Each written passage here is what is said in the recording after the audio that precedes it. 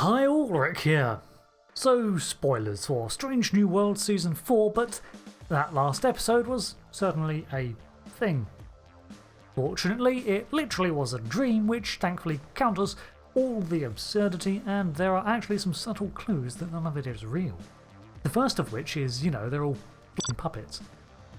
But the idea of Scotty attempting to extend transporter range and beat the current record is a sound one, and happened before Spock was knocked out. In the Kelvin timeline, we of course see that Scotty was sent to the Delta Vega's research outpost for his transporter experiments, where he was attempting the same sort of thing, and in that universe he succeeded in solving transport beaming. But that's a different continuity. Transporter beams travel through real space-time and as such are limited by numerous physical factors, and they decay with distance. Back when the device was first invented for Starfleet use by inventor Emery Erickson, originally the device was rated only for non-organic matter, thanks to potential micro-variations in rematerialization, among other potential mistakes.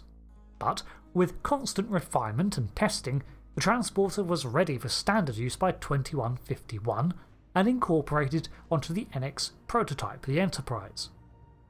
There were, however, still some issues with the biofilters that continued to be smoothed out, and its range was around 10,000 kilometers. This is the maximum range through the vacuum of space, so beaming through solid rock reduces this, and there are of course some materials, energies or radiations that stop transporter beams entirely. So for context, that is from the surface of the Earth into the exosphere, and considered the range of a medium orbit.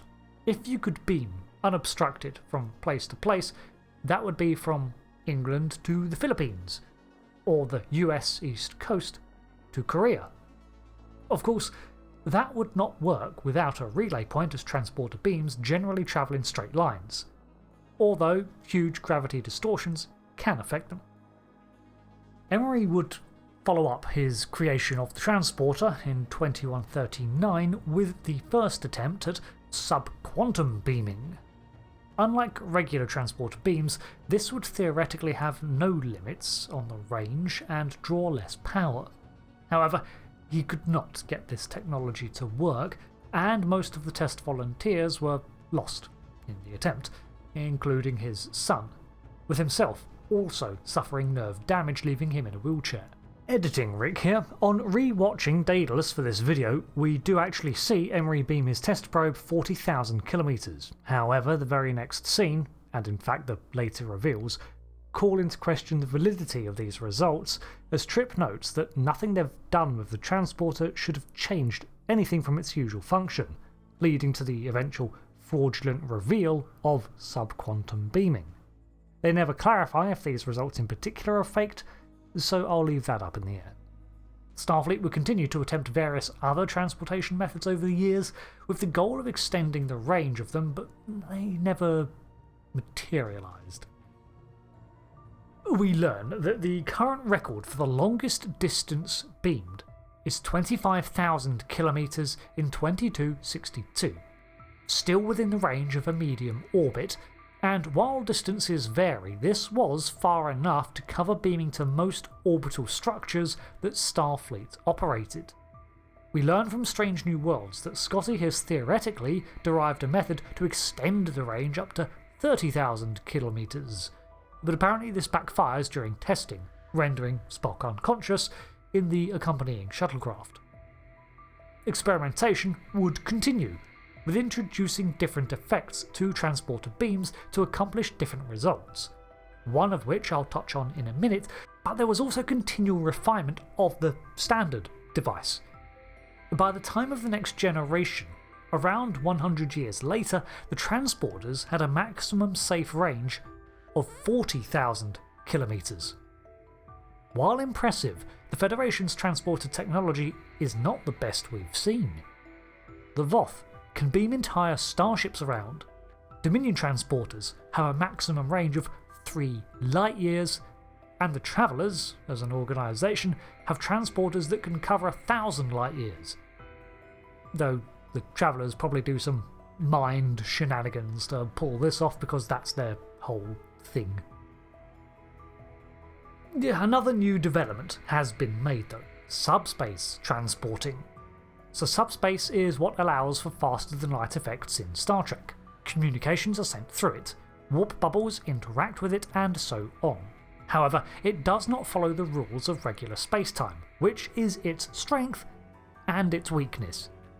When you're reducing a person to an energy matter stream and sending them in subatomic particles as a beam, there are already a myriad of issues that could arise and effects to be compensated for. When you start adding the unknown variables of another layer of reality to this, even more risks occur, so beyond specialised equipment, it's not regularly attempted. Plus, with greater distances, the greater the chance of something going wrong. Even if, in theory, sending a person's matter stream through subspace would drastically improve the range. Nevertheless, by the 24th century, subspace transporters were a thing, though Starfleet had not widely implemented their use, as they were considered still too unreliable. However, the Ferengi, or at least Diamond Bok, had attained a subspace transporter that covered 30 billion kilometres by 2370, and it was possible to retool a Federation transporter into a subspace one with some fairly easy tinkering. So it seems that beaming through subspace is not actually impossible at all, just highly ill-advised. But now, by the 31st century, subspace beaming has been ironed out enough to be commonplace. Now, in the Kelvin reality, we have the use of the so-called transwarp beaming, which is never clearly explained. However, it is likely some form of subspace beaming, and its use in the first film sees a beam from Delta Vega to a mid-warp Enterprise within the same sector. So, if we account for the fact that this was granted by the knowledge of a 24th century Spock, then that seems to line up. What gets absurd, however, is the subsequent Section 31 made transwarp beaming from Earth to Kronos seen in the second film. Honestly, only the fact it's classified tech has kept that in check, as the range covers a lot of the core and even far-flung Federation worlds, let alone a portion of Klingon and even Romulan space. But anyway, we have seen some extreme feats of transporter range, most notably with the Sikaran spatial trajector. Now, this device marries subspace beaming with folding space and the unique properties of their home planet. Essentially, it simultaneously beams through subspace while also compressing the distance to travel, sort of in a similar vein as to warp. The result is a 40,000 light-year trip. So we're talking cross-galaxy beaming here. This tech seems to have been assimilated by the Borg, however, and lacking their Sikaran homeworld's unique mantle, which acted as an amplifier, the Borg trajector, while still eclipsing Starfleet technology, was not quite as far-ranging. Fortunately. There are a variety of ways to extend the range of a transporter, as we've discussed. Subspace, pattern enhancers, and even a planet's crust. Just as there are ways to limit it: gravity wells, ion storms, radiation, particularly dense metal sheets, and so on. A transporter's maximum range is measured mostly by the safety concerns, and that's understandable considering an accident results in disintegration, if you're lucky. But it's interesting to note that even by the time of the next generation, something like just beaming from Earth to the Moon was still beyond Federation science, at least in any safe metric, hence the reliance on shuttles. I was mostly surprised to see how limited transporter ranges really were, as it is seldom brought up, and I guess I assumed it was just a lot further than it is. Until the next video, I've been Rick, and I'll see you later. Goodbye.